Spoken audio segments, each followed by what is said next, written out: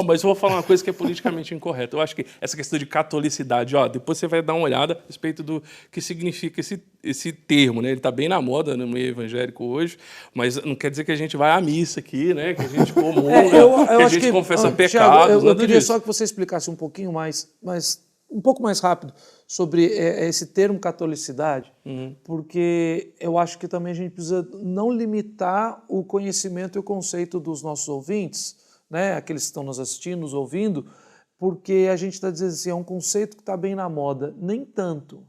Verdade. Ele é um conceito específico. Quem está falando sobre catolicidade hoje é um grupo mais específico dentro da Igreja Evangélica Brasileira e que normalmente representa doutrinas e tradições um tanto quanto mais conservadoras. Então, se você vai falar, por exemplo, para irmãos nossos que fazem parte da Igreja de Cristo, que estão, às vezes, na Assembleia de Deus, algumas igrejas batistas mais distantes, mesmo os presbiterianos, eles vão assustar com catolicidade. Então, o que é que está sendo discutido sobre catolicidade, ou seja, a universalidade ou a unidade da Igreja de Cristo nos nossos dias? Uma coisa que eu notei é que presbiteriano e luterano gostam de termo latim. Então, é uma das notae ecclesiae, ou seja, marcas da igreja. Historicamente eram 4. Nota ecclesiae, marca da igreja, isso é coisa de batista. Mark Dever, Jonas Madureira. Né? O cara mas eles beberam de alguma fonte, com certeza que não foi batista. É porque eles são loucos. Isso é verdade. Isso é aquele tipo de batista que é doido para ser presbiteriano, só que não tem coragem de pôr água nas crianças. Você tá bem comigo? Né? Tá tudo certo, eu tô de joia. Você é esse tipo de batista. Eu quero dizer que aqui eu só estou supervisionando. Pois é, qualquer coisa você separa, né? Mas olha que situação. Quando a gente lembra das 4 marcas históricas da igreja. A igreja é una, a igreja é santa, ela é apostólica, e aí o que dá, na linguagem do jovem, né, chabu, que geralmente cria um pouco, né, de dificuldade, é católica. Lembrando que a palavra católico vem do grego, quer dizer universal. Ou seja, a igreja é universal porque ela é formada por todos os salvos de todos os tempos, em todos os lugares. Não há nada mais universal. E não tem nada a ver com a do Braz, né? A universal bíblica. É porque esse também, por causa da história da evolução do cristianismo de uma forma geral e do evangelicalismo no Brasil, você fugiu de um lado para cair no outro. Você tinha o credo apostólico dizendo, creio, aí, o termo lá é na Santa Igreja Católica.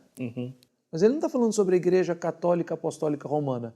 Ele está falando sobre uma igreja que está, a Igreja de Cristo, que está espalhada pelo mundo inteiro. Justamente. Aí no Brasil se transformou, mudou-se a versão em muitos lugares para na Santa Igreja Universal. Aí de repente aparece difícil, né? Universal do Reino de Deus, ali tá complicado. Aí o cara não consegue nem recitar o credo, porque ou ele está falando do catolicismo romano ou do Universal do Reino de Deus, que não tem nada a ver. É uma expressão que está falando a respeito do entendimento bíblico que a Igreja de Cristo está espalhada por todos os povos e todas as nações. Justamente, em todas as épocas. E se você... Só um adendo dentro disso.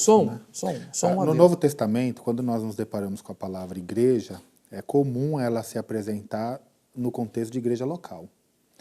Né? Raras exceções, talvez como Hebreus, né? Universal Assembleia de Deus, né? Assembleia Universal. Aqui não tem para onde correr, né? Acerta alguém. O André está começando uma nova denominação.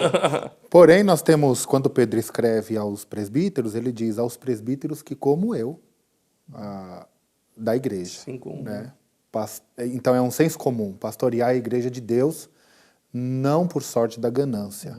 Então, na verdade, o Novo Testamento ele está sendo específico. A igreja é universal, é a igreja de Cristo. Não é uma igreja, é local por causa da sua esfera de atuação, mas ela é a igreja de Cristo porque ela faz parte do reino de Deus. Na verdade, André, a gente precisa dirimir isso um pouquinho, porque deixa eu ver se eu não estou errado, você falou assim, não, porque no Novo Testamento, normalmente, quando se fala da igreja local.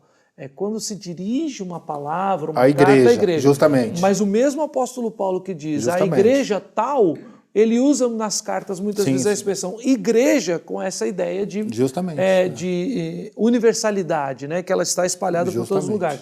Paulo está tratando problemas de uma igreja específica, mas com uma doutrina que é para que serve e que deve ser aplicada em todas as igrejas. Né? Porque no fim é a mesma igreja de Cristo, passando problemas similares em tempos diferentes. A igreja que está em Corinto, a igreja que está em Efésios. Né? Então você tem, de fato, uma orientação específica, a igreja local, porém, ele não está limitando essa ação, as suas orientações, única e exclusivamente àquela igreja. Ela é para todas as igrejas.